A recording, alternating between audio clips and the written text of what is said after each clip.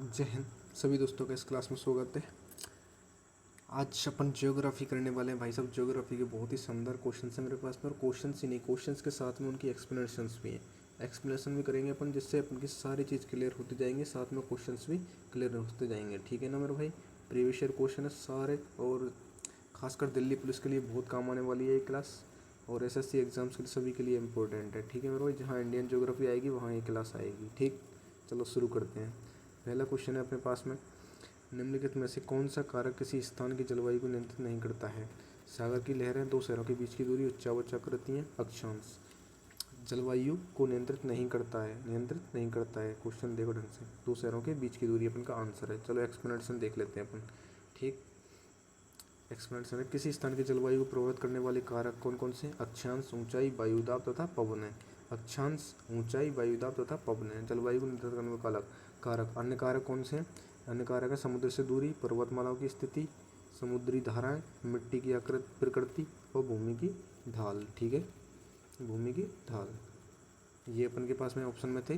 तो फिर जो है जो दो कौन से कारक नहीं है? दो शहरों के बीच की दूरी, बस। बाकी सब अक्षांश, ऊंचाई, वायुदाब, पवन और समुद्र से दूरी, पर्वतमाला की स्थिति, समुद्री धाराएं, मिट्टी की प्रकृति, भूमि ढाल सब है। ठीक है ना भाई। चलो नेक्स्ट क्वेश्चन है अपने पास में, भारत के पूर्वी घाट की औसत ऊंचाई कितनी है? 600 मीटर, 200 मीटर, 400 मीटर। अपना आंसर है 600 मीटर। पूर्वी घाट की औसत ऊंचाई कितनी है? 600 मीटर। ठीक है मेरा भाई। चलो एक्सप्लेनेशन देख लेते हैं इसकी। एक्सप्लेनेशन में सारी चीज़ दे रखी है, देखना भाई सब, मज़ा आएगा। पूर्वी घाट उड़ीसा से लेकर तमिलनाडु तक फैला हुआ है। पूर्वी घाट कहाँ से कहाँ तक है? उड़ीसा से शुरू होता है और नीचे तमिलनाडु तक है। ये अपने को भारत का नक्शा शुरू होता है इधर ऐसे, तो ये पूर्वी घाट उड़ीसा से शुरू होएगा और यहाँ तक तमिलनाडु तक अपन का पूर्वी घाट है। पूर्वी घाट की चौड़ाई 200 किलोमीटर तथा दक्षिण में 100 किलोमीटर है। उत्तर में 200 किलोमीटर। उत्तर में मतलब इधर की साइड, ऊपर की साइड ज़्यादा है और दक्षिण की साइड में कम है, 200 किलोमीटर। ठीक है। पूर्वी घाट में कृष्णा, कावेरी, गोदावरी और महानदी आदि नदियाँ बहती हैं। कृष्णा, कावेरी, गोदावरी और महानदी, मतलब ये घाट, ये नदियाँ हैं कृष्णा, कावेरी, गोदावरी नदी पूर्वी घाट की तरफ जाती हैं और बंगाल की खाड़ी में गिरती हैं। ठीक है।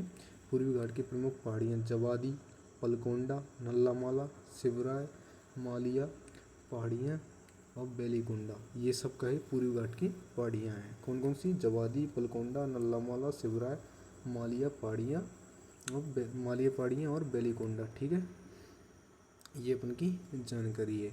अब नेक्स्ट क्वेश्चन है अपने पास में, निम्नलिखित में से कौन सा पर्वत शिखर काराकोरम रेंज में स्थित है? कौन सा? काराकोरम रेंज में त्रिशूल, केटू, कामेट या नंदा देवी। कौन सा पर्वत अपन के काराकोरम रेंज में? काराकोरम रेंज में कौन सा है? केटू। ठीक है मेरे भाई। इसकी एक्सप्लेनेशन देख लेते हैं अपन।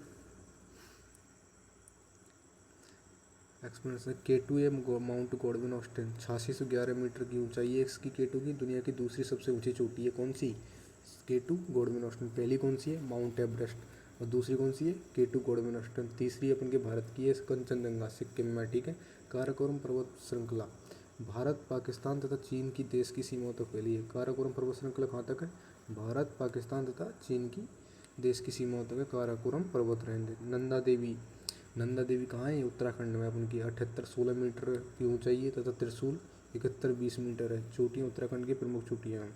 7816 नंदा देवी, त्रिशूल 7120 और चोटी उत्तराखंड में स्थित है। ये कामेट पर्वत शिखर उत्तराखंड की चमोली जिले में, कौन से में? चमोली जिले में है कामेट, कामेट पर्वत शिखर उत्तराखंड के चमोली जिले में, और इसकी ऊंचाई 7756 मीटर है।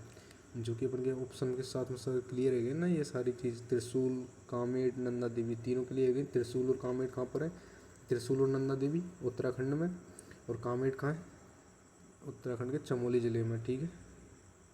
और केटू गॉडविन ऑस्टिन अपन की यही है पीओके में। केटू जो कि भारत की दूसरी सबसे ऊंची चोटी बस भी गई और भारत की पहली चोटी मानी जाती है केटू को, पीओके में। लेकिन पहली कंचनजंगा भी है वैसे तो, अगर माने तो वैसे केटू है। ठीक है ना। पीओके अगर अपनी साइड में माने अपन तो।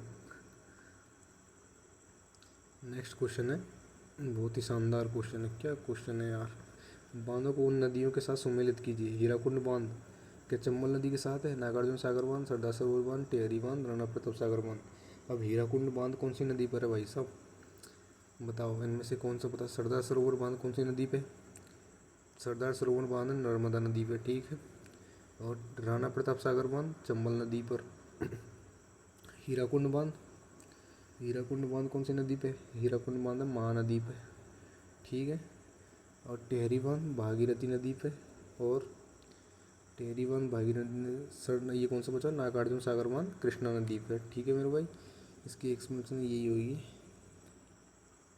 ठीक। अपन ने मिला दी कौन कौन से बेटे अपन के, आंसर कौन सा आया? ये नागार्जुन सागर बांध, ये पहले से नागार्जुन सागर बांध कृष्णा नदी से। बी को 3 कौन से में? चेक करो फटाफट यार। बी के 3 दून में, ठीक है। नागार्जुन सागर बांध, सरदार टिहरी बांध भागीरथी नदी पे। डी का 5 दून में, ये बी आंसर होगा फिर अपन को, ठीक। ठीक है, ये नीचे ये अपने एक्सप्लेनेशन के अंदर सारे दे रखे हैं यही सेम। हीराकुंड बांध महानदी पे, नागार्जुन सागर बांध कृष्णा नदी पे, सरदार सरोवर बांध नर्मदा नदी पे, टिहरी बांध भागीरथी पे, राणा प्रताप सागर बांध चंबल नदी पे, ठीक है। नेक्स्ट क्वेश्चन है, भारत के उत्तरी राज्यों में खरीफ की फसल मौसम में उगाई जाने वाली फसल की पहचान कीजिए। खरीफ की फसल इनमें से कौन सी है भाई साहब? सरसों, चावल, चना और जौ। कौन सी है खरीफ की फसल? सरसों नहीं है, चना नहीं है, जौ नहीं है, आंसर है चावल, ठीक है। ये सब रबी की फसलें, और ये खरीफ की फसल कौन सी है? चना, सॉरी चावल, ठीक। चना जौ तो फसल रबी की फसल के अंतर्गत आती है, ठीक, एक्सप्लेनेशन में। और नेक्स्ट क्वेश्चन है अपना, भारत के निम्न उसमें से किस राज्य में फसल उत्सव ओणम मुख्य रूप से मनाया जाता है? क्या बात है, ओणम फसल उत्सव है ओणम, ठीक है। कौन से राज्य में मनाया जाता है? मध्य प्रदेश, उड़ीसा, केरल, सिक्किम। ये ओणम मनाया जाता है भाई साहब केरल में, ठीक है। कौन से राज्य में? केरल में। एक्सप्लेनेशन देख लेते हैं थोड़ी सी, क्या है इसकी आंसर। ओणम ये केरल आंसर है अपने पास में।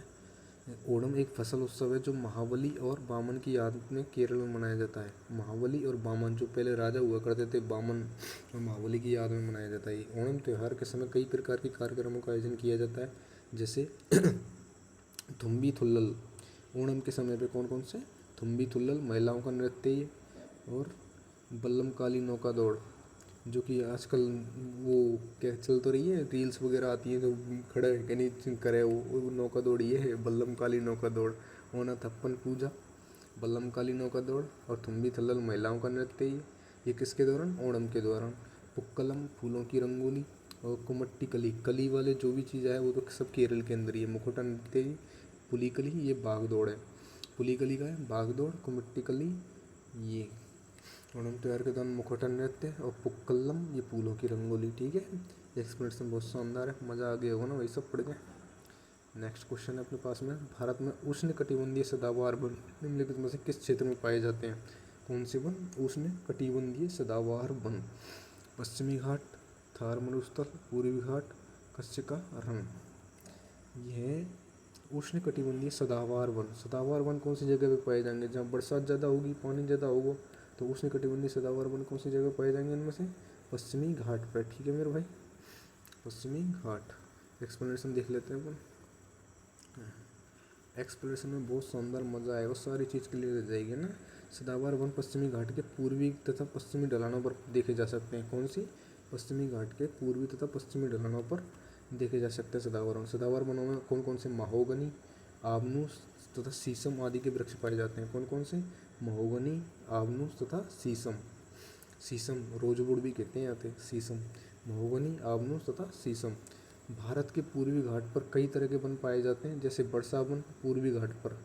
अपन ने पश्चिमी घाट की बात कर ली, पश्चिमी घाट पर कौन से? उष्णकटिबंधीय सदाबहार वन जो पूर्वी तथा पश्चिमी ढलानों पाए जाते हैं, लेकिन आप पूर्वी घाट की बात करते हैं। अपन पूर्वी घाट पर कई तरह के वन पाए जाते हैं, जैसे वर्षा वन, उष्णकटिबंधीय नम पर्णपाती वन, शुष्क पर्णपाती वन।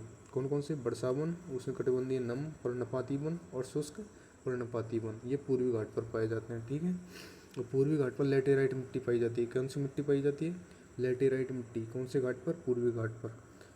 और भी देखो एक्सप्लेनेशन कितने शानदार है ना। पश्चिमी घाट का सबसे ऊंचा पर्वत अनाईमुड़ी है। पश्चिमी घाट का सबसे ऊंचा पर्वत कौन सा है? अनाईमुड़ी, जो केरल के इडुक्की जिले में स्थित है। कहाँ पर स्थित है? पश्चिमी घाट में, केरल के इडुक्की जिले में। और केरल की सबसे ऊंची चोटी भी कौन सी है फिर? ये अनाईमुड़ी है पर्वत चोटी, ठीक है ना। तो पश्चिमी घाट की केरल, वो बनाईमुड़ी, यह एराविकुलम राष्ट्रीय उद्यान में स्थित है। कौन से राष्ट्रीय उद्यान में? एराविकुलम राष्ट्रीय उद्यान में। पश्चिमी घाट की सबसे ऊंची चोटी अनाईमुड़ी जो केरल में, और एराविकुलम राष्ट्रीय उद्यान में। ठीक है, पश्चिमी घाट को सह्याद्री पर्वतमाला भी कहते हैं, ये भी इम्पोर्टेंट है। सह्याद्री पर्वतमाला कैसे कहते हैं? पश्चिमी घाट को कहा जाता है सह्याद्री पर्वतमाला। ठीक है, नेक्स्ट क्वेश्चन है अपने का, भारत में बसंत, ग्रीष्म और वर्षा किन ऋतुओं के नाम हैं? बसंत, ग्रीष्म और वर्षा कौन सी ऋतुओं के नाम हैं? क्या सुंदर क्वेश्चन है। पता, चक्रवातों के, स्थानीय तूफानों के, चक्रवातों के है नहीं, स्थानीय तूफानों के है नहीं, स्थानीय हवाओं के है नहीं। बसंत, ग्रीष्म और वर्षा तो ऋतु हैं, तो पारंपरिक ऋतु हैं। अपना आंसर है पारंपरिक ऋतु हैं। ठीक है, पारंपरिक ऋतु हैं। एक्सप्लेनेशन देख लो। पहली बात तो ऋतु कौन कौन सी होती है? 6 प्रकार की ऋतु होती हैं भाई साहब। अब तक कन्फ्यूजन होंगे, शायद 4 ऋतु समझते होंगे, लेकिन सब देख लो भाई साहब, 6 ऋतु होती हैं। कौन कौन सी? बसंत, ग्रीष्म, वर्षा, शरद। ये तो सबन ने पता है, बसंत, ग्रीष्म, वर्षा, शरद होती हैं। 2 और हैं, कौन कौन सी? हेमंत ऋतु और शिशिर ऋतु। कौन सी? शिशिर ऋतु। बसंत, ग्रीष्म, वर्षा, शरद, हेमंत, शिशिर। बसंत फरवरी से मार्च तक, ग्रीष्म अप्रैल से जून तक होती है, और वर्षा ऋतु जुलाई से सितंबर तक, शरद ऋतु अक्टूबर से नवंबर तक, और हेमंत ऋतु दिसंबर से जनवरी, और शिशिर ऋतु जनवरी से फरवरी तक। ठीक है, जनवरी से फरवरी तक। ठीक, नेक्स्ट क्वेश्चन है, भारत के निम्नलिखित में से कौन से राज्य में प्रारंभिक वर्षा मानसून की अरब सागर शाखा के द्वारा होती है? मानसून की अरब सागर के शाखा के द्वारा वर्षा प्रारंभ कहाँ से होता है? मिजोरम, मिजोरम के पास में अरब सागर है ना है। असम के पास में है ना है। केरल के पास में ही है अरब सागर, तो केरल से स्टार्ट होता है। ये तमिलनाडु में है। केरल कहाँ है? केरल इधर की साइड है, ये भारत नीचे की साइड, केरल यहाँ पर है, तो अरब सागर है ये रहा इधर की साइड। तो अरब सागर से बरसात उठेगी तो भाई कहाँ जाएगी? पहले सबसे पहले केरल में ही होगी ना बरसात, तो केरल में होता है। ठीक है, क्या और एक्सप्लेनेशन देख लेते हैं अपन बहुत ही शानदार तरीके से। एक्सप्लेनेशन है, अरे रुक जा भाई। भारत में सबसे पहले मानसून केरल राज्य में आता है। कौन से राज्य में? केरल राज्य में आएगा भाई। क्यों आएगा? सबसे पास में कौन पड़ रहा है? केरल ही पड़ रहा है। कहाँ के? पश्चिमी घाट पे। और अरब सागर से मानसून उठेगा तो केरल में जाएगा ना। तो मानसून की अरब सागर शाखा पश्चिमी घाट से पहले टकराती है, जिस कारण से केरल में सबसे पहले मानसूनी वर्षा होती है। सही बात है। और अरब सागर की ओर मानसून थार रेगिस्तान पर एक निम्न दाब क्षेत्र बनाता है। थार रेगिस्तान पर अपने राजस्थान साइड में निम्न दाब क्षेत्र बनाता है। ठीक, और क्या कह रहा है? दक्षिण पश्चिमी मानसून के दौरान तमिलनाडु में वर्षा नहीं होती है। दक्षिण पश्चिम मानसून के दौरान तमिलनाडु में वर्षा नहीं होती, क्योंकि यह वर्षा छाया क्षेत्र में स्थित है। छाया क्षेत्र में स्थित है। एक तो ये नीलगिरी पहाड़ी आ गई, ठीक है, तो ये छाया क्षेत्र में, तमिलनाडु में वर्षा नहीं होती दक्षिण पश्चिम मानसून से। ये बंगाल की खाड़ी से जो मानसून आता है वैसे होता है हरियाणा में। हरियाणा और पंजाब दोनों राज्यों को दूरी बंगाली खाड़ी तथा अरब सागर से समान है, इसलिए वहाँ दोनों मानसून से वर्षा होती है, हरियाणा और पंजाब में। क्योंकि दोनों तो समान है, तो दोनों में शानदार वर्षा, तभी तो यहाँ पे वर्षा ज़्यादा होता है और खेती बाड़ी भी अच्छी होती है यहाँ। ठीक है, नेक्स्ट क्वेश्चन में से कौन सी नदी दक्षिण से चंबल नदी में मिलती है? कौन सी नदी दक्षिण से चंबल से मिलती है? दक्षिण से चंबल नदी से कौन सी नदी मिलती है भाई साहब? यमुना, गंगा, तीस्ता, कोसी। अब दक्षिण से कौन सी नदी मिलेगी बता? निम्न में से कौन सी नदी दक्षिण से चंबल नदी से मिलती है? यमुना, गंगा तो हो नहीं सके, कोसी, तीस्ता, यमुना ही मिलेगी फिर बची कुची। ठीक है, एक्सप्लेनेशन देख लेते हैं इसकी। एक्सप्लेनेशन है, चंबल नदी यमुना नदी की सबसे बड़ी सहायक नदी है। यह उत्तर प्रदेश के इटावा जिले के मुरादगंज के पास यमुना नदी में मिलती है। चंबल नदी कौन सी नदी में मिलती है? यमुना में। यमुना की सहायक नदी है सबसे बड़ी चंबल नदी। चंबल नदी का उद्गम मध्य प्रदेश के महू जिले के जानापा पहाड़ियों से होता है। मध्य प्रदेश में चंबल नदी का उद्गम कहाँ से होता है? मध्य प्रदेश में महू जिले से जानापा पहाड़ियों से होता है। चंबल नदी की लंबाई लगभग 1024 किलोमीटर है।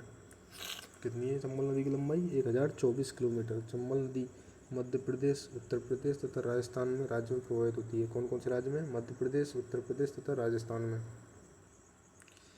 नेक्स्ट क्वेश्चन है अपने पास में, ये इसमें से क्लियर रहेगी। नेक्स्ट क्वेश्चन है, बैरास्वेल बांध निम्नलिखित में से किस जिले में स्थित है? बैरास्वेल बांध निम्नलिखित में से किस जिले में स्थित है? पहला ऑप्शन है अपने पास में किन्नौर, बिलासपुर, चंबा या मंडी। कौन से ज़िले में भाई साहब? किन्नौर, बिलासपुर, मंडी। और बैरसवेल बांध है अपने पास में चंबा। कौन से ज़िले में? चंबा। चंबा ज़िले में अपने पास में। एक्सप्लेनेशन चेक करते हैं अपन। देखो बैरसवेल बांध चंबा ज़िले में है। रावी नदी की सहायक नदी बैरसवेल पर बनाया गया है। कौन सी नदी पर? बैरसवेल बांध बैरसवेल पर ही है। ये 2024 में हो रहा है। बैरसवेल बांध हिमाचल प्रदेश के चंबा ज़िले में है। कौन से ज़िले में? हिमाचल प्रदेश के चंबा ज़िले में। ठीक है, नेक्स्ट क्वेश्चन है, कौन सी नदी उत्तर में बूलर झील में और फिर बारामूला में बहती है? वाह। कौन सी नदी उत्तर में बूलर झील में और फिर बारामूला में बहती है? एक बात बताओ, बूलर झील कहाँ पे है? बूलर झील है जम्मू कश्मीर में। जम्मू कश्मीर में बहने वाली झील इनमें से कौन सी है? नदी है? सभी जम्मू कश्मीर में बहने पानी है लेकिन बात करिए है ना बूलर झील में और फिर बारामूला में बहती है। झेलम, ब्यास, रावी, सतलुज। अब अपना आंसर है भाई बूलर झील में झेलम। झेलम, ब्यास, रावी, सतलुज। तो आंसर है झेलम। ये बारामूला में बहती है और बूलर झील में गिरती है फिर। ठीक है, एक्सप्लेनेशन देख लेते हैं। आंसर दे बूलर झेलम। ठीक है, बूलर झील एशिया की सबसे बड़ी मीठे पानी की झील है जिसे झेलम नदी के द्वारा जल मिलता है। बूलर झील कौन सी नदी से जल मिलता है?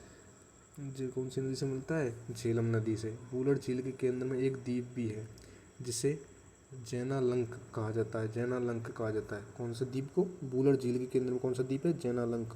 कहाँ पर है ये? जम्मू कश्मीर में। ठीक है, नेक्स्ट क्वेश्चन है, निम्नलिखित में से कौन सी सिंधु नदी की सहायक नदी है? सिंधु नदी की सहायक नदी कौन सी है? लोहित, श्योक, बेतवा, दिहांग। लोहित, दिवांग, बेतवा ये सब तो ब्रह्मपुत्र की है, तो बची कौन सी? श्योक। ठीक है, सिंधु नदी एक्सप्लेनेशन देख लेते हैं अपन।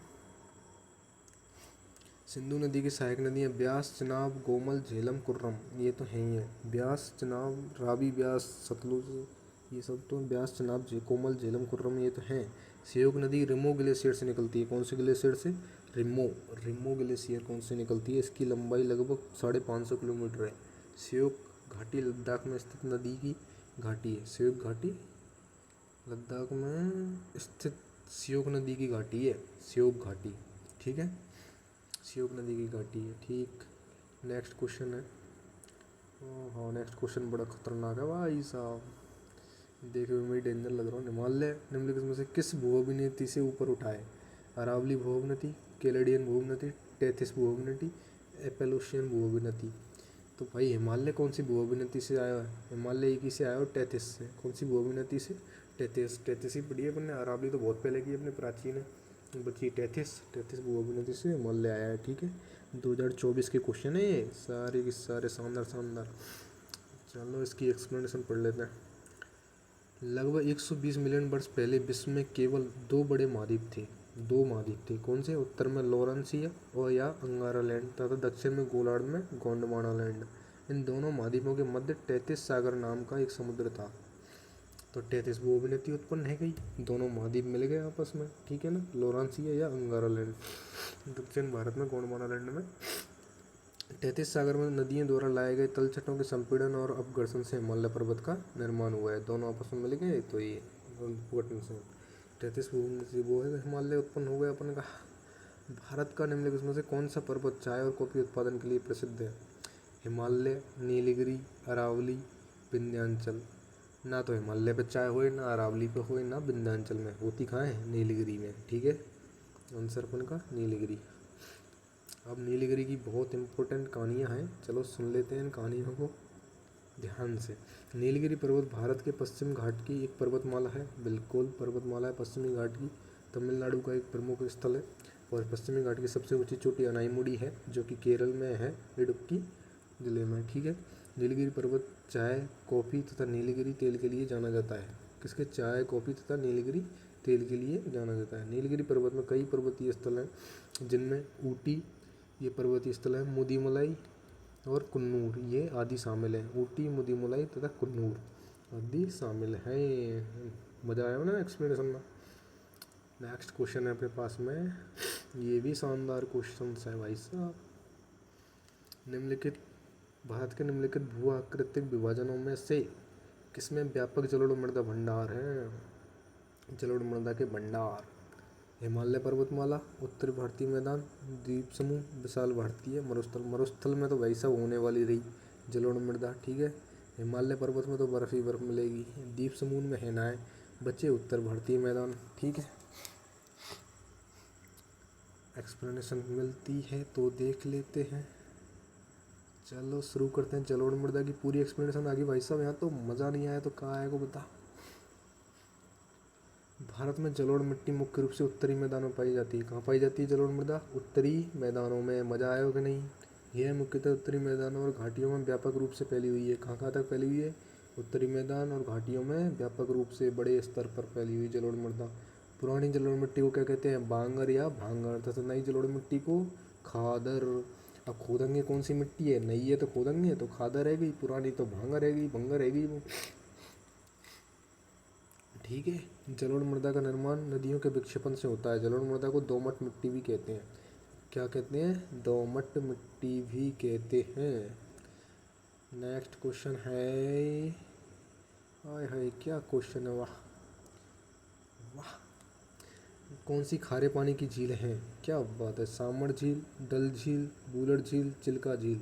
खारे पानी की, सांबर खारे पानी की है बिल्कुल। डल तो जम्मू कश्मीर में खारे पानी की नहीं है। बूलर मीठे पानी की सबसे बड़ी झील है। बची चिल्का झील। चिल्का खारे पानी की सबसे बड़ी झील है और राजस्थान की सबसे बड़ी खारे पानी की झील सांबर है। तो ऑप्शन है अपने पास में ए और डी, बी आंसर अपन का सही है। हाय हाय एक्सप्लेनेशन मिल गई, देखा। भारत की खारे पानी की प्रमुख झील है चिल्का झील, सांबर झील, डेडवाना झील तथा पचपदरा झील, ठीक। मीठे पानी की झील आएगी बूलर झील, डल झील, लोकटक झील, वेम्बनाड झील। और वेम्बनाड झील सबसे लंबी झील है और सबसे लंबी झील वेम्बनाड झील। बूलर झील मीठे पानी की सबसे बड़ी झील और चिल्का झील सबसे बड़ी खारे पानी की झील और सांबर झील राजस्थान की सबसे बड़ी खारे पानी की झील, ठीक है। मज़ा आया। नेक्स्ट क्वेश्चन है, आय हाय हाय हाय क्या क्वेश्चन आने वाला है भाई साहब। ऑप्शन ही पूरे ना आ रहे आगे तो। चलो देख लेते हैं। गंगा नदी के बारे में निम्नलिखित में से कौन सा कथन सही नहीं है? पहला ऑप्शन है, भारत में गंगा नदी 2500 किलोमीटर से अधिक लंबी है और दुनिया में सबसे अधिक आबादी वाली नदी बेसिन है। क्या बात है, एकदम करेक्ट आंसर। बिल्कुल 2500 किलोमीटर लंबी है और दुनिया में सबसे अधिक आबादी वाली बेसिन है। ओके, एक नंबर। गंगा नदी और इसकी नदी बेसिन बहुत सारे अद्भुत वन्य जीवन का समर्थन करते हैं। बिल्कुल, विशेष रूप से नदी डॉल्फिन भी पाई जाती है, ऊदबिलाव भी पाए जाते हैं, मीठे पानी के कछुए और घड़ियाल भी पाए जाते हैं। बिल्कुल पाए जाते हैं। आगे बढ़ते हैं और क्या क्या ऑप्शन है अपने पास में। गंगा नदी हिमालय से बहती हुई बंगाल की खाड़ी तक जाती है। हाँ भैया, हिमालय से बहती है गंगोत्री ग्लेशियर में। और कहाँ तक जाती है? बंगाल की खाड़ी में जाकर गिर जाती है। गंगा नदी का जल स्तर कभी भी मानसून और हिमालय की जलवायु स्थिति पर निर्भर नहीं करता। क्यों नहीं करता भैया? अगर हिमालय में बर्फ़ नहीं होगी, जलवायु अगर बेकार होगी तो गंगा नदी बहेगी नहीं, ठीक है। तो ऑप्शन अपन का डी गलत है, बाकी तीनों के तीनों सही हैं। एक्सप्लेनेशन भी अपन की यही कहती है। नेक्स्ट क्वेश्चन देखते हैं अपन। आय हाय हाय हाय क्या बात है, क्या बात है, क्या क्वेश्चन आया है रे। 2022 तक प्राप्त जानकारी के अनुसार निम्नलिखित में से कौन सा भारत का सबसे लंबा राष्ट्रीय राजमार्ग है? सबसे लंबा राष्ट्रीय राजमार्ग इलाहाबाद हल्दिया खंड जलमार्ग, सॉरी राजमार्ग नहीं जलमार्ग है बेटा, फंस जाओगे बुरी तरह अपन जैसी तरह। कोट्टापुरम कोल्लम खंड, गोदावरी कृष्णा खंड, सदिया धुबरी खंड। तो अपना आंसर तो हो गया भाई साहब इलाहाबाद हल्दिया खंड। सबसे लंबा राष्ट्रीय जलमार्ग है ये, इलाहाबाद से हल्दिया तक, ठीक है। अब अपन की थोड़ी एक्सप्लेनेशन देख लेते हैं बहुत शानदार तरीके से। एक्सप्लेनेशन क्या कहती है अपन की? राष्ट्रीय जलमार्ग वन गंगा भागीरथी हुगली नदी प्रणाली के रूप में भी जाना जाता है। कौन कौन सी? गंगा भागीरथी हुगली नदी प्रणाली के रूप में जाना जाता है राष्ट्रीय जलमार्ग वन इलाहाबाद हल्दिया, ठीक है। नेशनल वाटरवे वन की लंबाई लगभग 1620 मीटर है। कितने? 1620 मीटर, लगभग 1.6 किलोमीटर, ठीक है। यह 4 राज्यों उत्तर प्रदेश, बिहार, झारखंड तथा पश्चिम बंगाल से होकर गुजरता है। कौन कौन से? गंगा भागीरथी नदी तैसी निकलते हैं, गंगा भागीरथी हुगली, तो उत्तर प्रदेश में, बिहार में, झारखंड तथा पश्चिम बंगाल में नेशनल वाटरवे वन। और भारत के प्रमुख जलमार्गों की बात कर लेते हैं अपन। एक्सप्लेनेशन में मज़ा आएगा तो लाइक को ठोक दो फटाफट से। भारत के प्रमुख जलमार्ग गंगा, भागीरथी हुगली नदी प्रणाली, ब्रह्मपुत्र नदी, धुबरी सदिया। कौन से गंगा भागीरथी हुगली नदी प्रणाली पे कौन सा वाटरवे है? National waterway 1। और 2 की बात करें ब्रह्मपुत्र नदी पे ये धुबरी और सदिया। वेस्ट कोस्ट नहर कोट्टापुरम कोल्लम। वेस्ट कोस्ट नहर पे कर कौन सा है? कोट्टापुरम कोल्लम, ठीक है। काकीनाडा में पुडुचेरी नहर खंड और गोदावरी नदी खंड तथा कृष्णा नदी खंड। जय हो, ये याद करना वो भारी खेल है, ठीक है। आय हाय हाय, नेक्स्ट क्वेश्चन है पर्वतीय वनों में निम्नलिखित में से किस प्रकार की वन्यजीव प्रजातियां पाई जाती हैं? पर्वतीय वनों में किस प्रकार की वन्यजीव प्रजातियां पाई जाती हैं? घोंगा, स्लोथ, याक, बिच्छू। घोंगा घरन में मिल जाते हैं, बिच्छू घरन में मिल जाते हैं, स्लोथ के पते ना है। लेकिन पर्वतीय वनों में जहाँ तक उम्मीद है अपन ने, याक पाए जाते हैं। याक याक याक कितने बनते? पहाड़ी बैल से होते हैं जो, ठीक है। आंसर अपना याक के, ठीक ठीक ठीक ठीक ठीक। मेरे हिसाब से पहाड़ी क्षेत्रों में याक, तेंदुए, भेड़ें और बकरियां आदि जीवों की प्रजातियां पाई जाती हैं। याक, तेंदुए, भेड़ें और बकरियां पाई जाते हैं भैया पहाड़ी। लाल पांडा लाल पांडा भी मिलता है पर्वतीय पहाड़ी क्षेत्रों में। दुर्लभ प्रजाति के जानवर इन वनों में पाए जाते हैं, ठीक है। भारत में पाए जाने वाले प्रमुख दुर्लभ जीव कश्मीरी रेड स्टेक, वन उल्लू कैसे होता है, वृक्ष मेढक, गूटी टेरंटूला। कौन है देखो इनमें से बता दीजिए मेरे को, गूटी टेरंटूला किसी ने देखा है? वृक्ष मेढक का हुए वे, वृक्ष मेढक, कश्मीरी रेड स्टेक, बूटी, वन उल्लू तो फिर भी चल रहा है, ठीक है। ये अपन के 20 क्वेश्चन हो चुके हैं भाई साहब। 20 क्वेश्चंस में एक्सप्लेनेशन बहुत ही शानदार है, मतलब 20 क्वेश्चंस के साथ में जितने एक्सप्लेनेशन है उनसे सबसे जो क्वेश्चन बनेंगे तो भाई साहब मज़ा आया हो कति बहत्तर तरीका से। तो धड़ाक धड़ाक से दिल फेंक के मारिए कमेंट में, अगर मज़ा आया हो तो लाइक कर दिए, ठीक है मेरे भाई। क्वेश्चन तो अपन और भी कर सकें, मेरे पास बहुत हैं लेकिन लंबी ज़्यादा आ जाएगी, बाकी आगे अगली क्लास में कर लेंगे, ठीक है। और अपन को 500 क्वेश्चन तक करने हैं, तो इससे सीरीज ऐसे ही चलेगी शानदार तरीक़ा से। और लाइक और सब्सक्राइब कर लेना ताकि आप तक नेक्स्ट वीडियो आसानी से पहुंच जाए। जय हिंद, मिलते हैं अगली क्लास में।